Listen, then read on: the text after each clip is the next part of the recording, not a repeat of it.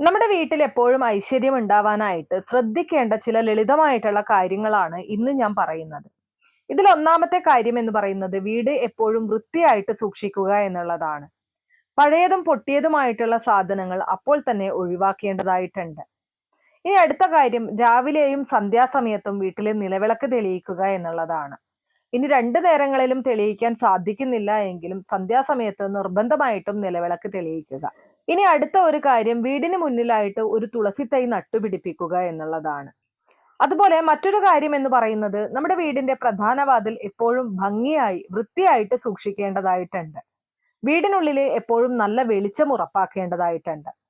കുടുംബാംഗങ്ങൾ തമ്മിൽ വഴക്കിടാതെ സ്നേഹത്തോടെ കഴിയുക എന്നതാണ് ഒരു വീട്ടിലേക്ക് ഐശ്വര്യം കൊണ്ടുവരാൻ ഏറ്റവും പ്രധാനമായിട്ടും വേണ്ടുന്ന കാര്യം.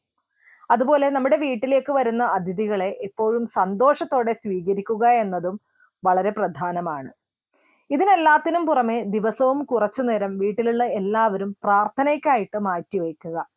ഈ കാര്യങ്ങളൊക്കെ ചെയ്തു കഴിഞ്ഞാൽ തീർച്ചയായിട്ടും നിങ്ങളുടെ വീട്ടിൽ ഐശ്വര്യം വിളങ്ങി നിൽക്കും.